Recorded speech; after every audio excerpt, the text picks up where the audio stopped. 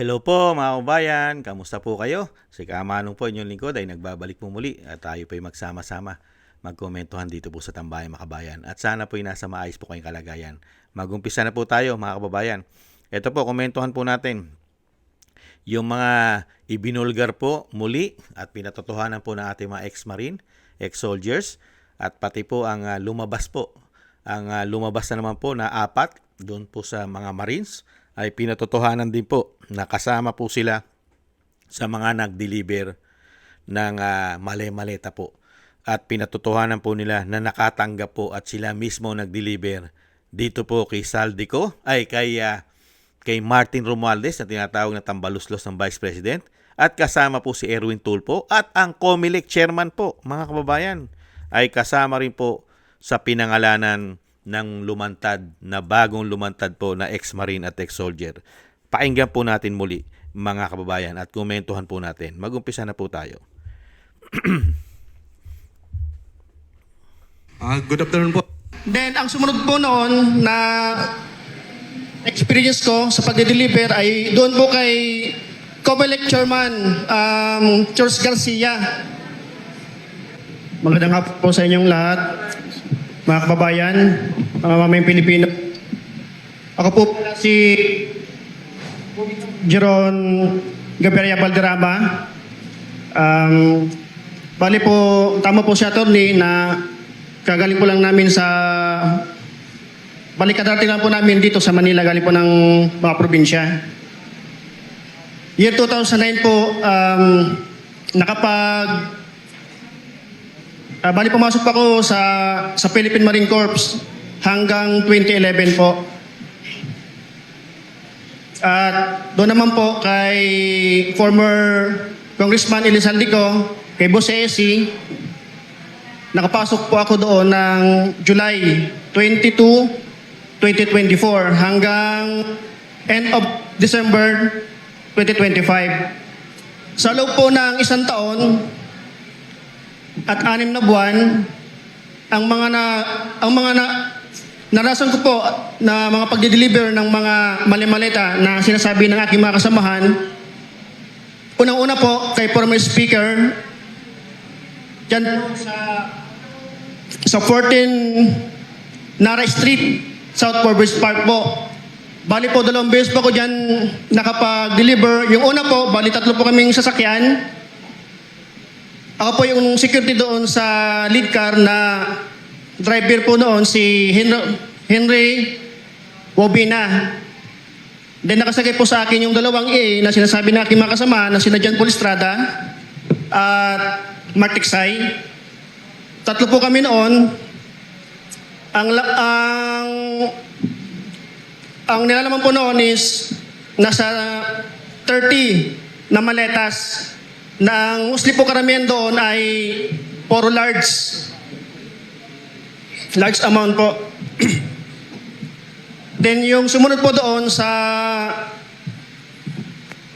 nasabi kong lugar, kami lang po ni Mark Tiksay and then si Ranjit Paga, yung driver ko po noon. Bali, ang deliver po namin doon sa 14 Nara Street, hindi po bababa sa 7 na mix na po yun. May small, medium, and large. At sumunod po kay Senator Erwin Tulfo. Dito po nung time na po yun, may meeting po noon si Boss dyan sa may Marie Restaurant, sa may Tomas Morato, Timog, Quezon City. Kami po yung advance team po. At meron pong meeting sila doon. Nung dumating na po sina Senator Erwin at si Boss, sila po yung unang pumasok doon sa pintuan ng restaurant. Papasok doon sa loob. Then yung 2 pong sasakyan na parehas elite na white van, mabilisan lang po yung transaction na paglilipat ng 2 medium size na maleta. Ang estimated po noon ay 40 to 50 million ang laman. Then ang sumunod po noon na experience ko sa pagde-deliver ay doon po kay COMELEC Chairman George Garcia. Diyan po sa galing po sila ng Dasyang Tower noon, then kami andun kami sa may corner sa Perea Street, Corner de la Rosa. Bali, ang kasama ko rin po noon si Martik Sai at si Ranji Paga po ulit. Na ang dala po namin ay yung hand carry bag na kulay itim. Kasi andun po ako sa unahan. Ang una pong lumamig sa amin ay yung driver niya. Then binuksan ni Martik Sai yung doon sa right slide door, inabot sa driver ni George Garcia. Then pagkalagpas po ng mga ilang metro, magkasalubong po sila ni George Garcia. Then lumapit din po si Chairman George Garcia. Then binuksan po ulit ni Martik Sai yung sliding door. Then inabot po yung receiving copy. Iyon po nasaksihan ko doon. Then tinanong ko po si Martik Sai, sabi ko, Boss Mark, magkano po ba yung laman ng hand carry na yun? Sabi niya 10 million daw po. Yun lang po at maraming salamat po. Yan po mga kabayan. At sinagot naman po yan ni George Garcia. Yang issue po na siya po yung nakikinabang din po mga kababayan. Kasi nga po sindikato eh. Siyempre po, pag sindikato, lahat po ng iyong kasangga at lahat ng miyembro ng sindikato ay maaanggihan at madideliveran. Hindi po ba? At ito naman po ang katwiran ni COMELEC Chairman George Garcia dito po sa paliwanag ng ex-marine, mga kababayan. Diyan po yung bahay ko eh. Diyan po yung... Ito po, mga kababayan. Nag-abutan lang daw po, mga kababayan. Pero ito ang katwiran ni Chairman. Ay, diyan po yung bahay ko eh. Diyan po yung bahay namin. At in fact po, madami pong nakakaalam nung kung ano yung lugar namin sapagkat kahit po nung una na may nag-akusa sa akin na dating kandidatong senador na naging senador, ay alam na po na lahat yung address ko. Ibig sabihin, pati po yung street. So, sinabi po doon daw po sa street na yon na very public yung mismong street na yon, doon daw po nagkaroon ng abutan. So, gusto ko lang po itugma. Ang sabi po nung una, doon po sa Maidas Hotel. Ngayon po doon sa street, kung saan nandun po yung tirahan namin. Pero, iba-iba. Chair, nabanggit po ninyo kanina, alam po ninyo kung sino ang handler nito pong nag-aakusa sa inyo. So, kung alam nyo po ang identity nitong handler, ano po kaya yung nakikita ninyong posibleng motibo kung hindi talaga totoo yung pagtanggap po o pagbibigay sa inyo ng 10 million, bakit po kayo idinadamay? Yung handler po kasi ay isang retired official din ng AFP. Pero siyempre, maliban po sa kanya, meron naman po mga nasa likod din yan na hindi ko alam kung ano po ang motibo. Baka may mga kasong nandito po sa amin na hinahawakan ni COMELEC. Kasi po talagang kahit po sa anong tingnan natin, ano po ang relasyon ni COMELEC, ni Commission on Elections sa flood control? Hindi po ba? Napakalayo po eh. Wala po tayong whatever na hindi ko po alam kung ano yung kadahilanan at bakit nagbabago yung statement. So, kung ano man po yan, basta ito lang po ang magagaranti ko.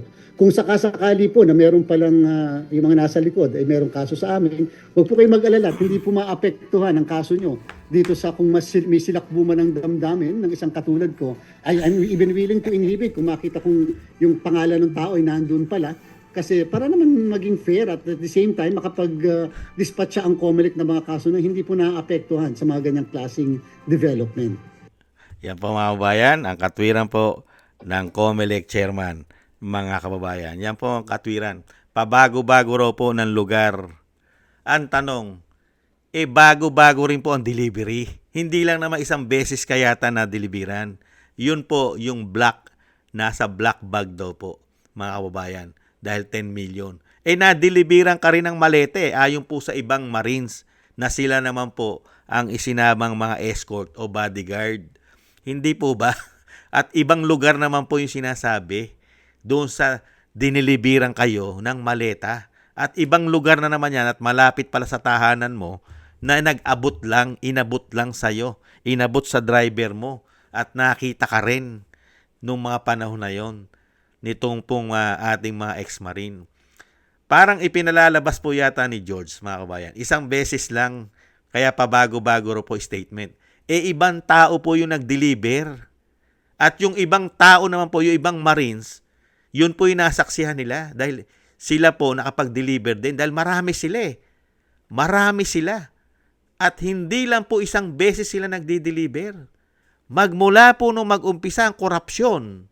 Hindi po ba pag-upo, 2022 hanggang 2025, dire-diretso na po ang delivery at korupsyon na ginawa ng sindikatong gobyerno di umano. At yung sinasabi daw po malayong malayo sa flood control COMELEC. Hindi po ba yung mga politiko na mga may issue na hindi binoto ng taong bayan ay biglang lumabas at yung mga natalo, nanalo pa? Sa hindi naman po tanga bobo ang taong bayan. COMELEC ka, chairman ka, yung mga politiko na kaalyado ngayon ng pamahalaan, nasangkot din sa malay-maleta, sino po ba nagpanalo doon? Di umalo. Dahil majority ng taong bayan ay sinusuka yung mga politiko na yon. Bakit nanalo? Hindi ba pwedeng ikabit yung binibigay sa yung maleta at yung binibigay sa iyo di umano mga sobre o bag? Yun naman ay hindi sa flood control. Yun ay ganansya para doon sa gagawin ninyo di umano na hokus-pokus sa mga politiko dahil nung panahon pong yun ay may magaganap po na halalan. Hindi po ba nito pong nakaraang taon 2025? At alam naman po natin na nagkaroon po dyan di umano ng malawakang hokus-pokus, suhulan. At hindi kaya yung mali-maleta na yon ang dahilan kaya nakalusot ang mga demonyong magnanakaw na politiko ngayon sa ating bansa? Nagtatanong lang tayo kay George Garcia. Hindi po tangat bobo mga Pilipino, George. Huwag kang mag-alala. Pag wala na kayo sa kapangyarihan, pag wala ka na rin sa kapangyarihan, baka magkapit-bahay na kayo ni Andy Bautista di umano at mawala ka na rin sa Pilipinas katulad ni Andy Bautista, hindi na umuwi. Hindi kaya? Yan po mga kababayan, ang katwiran at sagot po ng COMELEC chairman. Pabago-bago raw po statement. Paano mababago statement? Ibang tao na yung nagsalita. Experience niya yon. At iba po yung ibang tao, yung ibang sundalo. Hindi po ba? Lalabas at lalabas po ang katotohanan at ang mga baho ng sindikatong gobyerno na ito, di umano. Lalong-lalo po kung wala na sila sa kapangyarihan. At syempre po ang gusto natin, isang agila ng Mindanao ang maupong susunod na presidente para po lahat ng mga hayop na ito na nagsabwatan ng mahigit 4 na taon at mag-4 na taon na korupsyong ginawa sa ating bansa. Pamumulitika, pati po banyaga, nagkapera pa sa mga hindot na ito, mga kababayan. Maraming salamat po. At good luck na lang sa iyo, George. Good luck na lang sa iyo. At dahil nasa kapangyarihan ka, ay kaya mo pang pasinungalingan yan, di umano. Good luck na lang. Maraming salamat po sa nakagusto po na inyong tambayang makabayan sa YouTube at TikTok. At ganun din po sa ating mga subscribers. At patuloy po nagsusubscribe. Maraming salamat po sa inyo.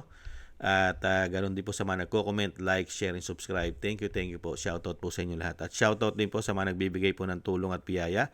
Shoutout po kay Eric Hershaw from Canada, Jem Aris from United Arab Emirates, kay Annie Jo, kay Norma Garcia, Mary Natividad Binden from Netherlands, Gay at Chena, Tatay Nick from Toronto, Canada, Jesus Valdepena, Rolando Guerrero, Milayi, Felipe Chapno from Texas, USA, Rolando Timbol from Alberta, Canada, Melchorita Espinosa from Orlando, Florida, USA, Arthur Estraniero from USA, Randy Crispino from Pasig, Mika Ligaspi, Tessie Mantilla from Kuwait, Frank Zamora from California, USA, Romulo Di Vinagracia from Bacolod City, Ma'am LB at Shermani from North Miami, Florida, USA. Thank you po sa inyo. Shoutout po sa inyo lahat at ingat-ingat po kayo sa inyo pong mga paggawa at God bless po sa inyo lahat. At muli po mga kababayan, maraming salamat po sa inyo. Tiis-tiis lang po tayo. Kailangan po natin magtiis. Paalam. Bye-bye.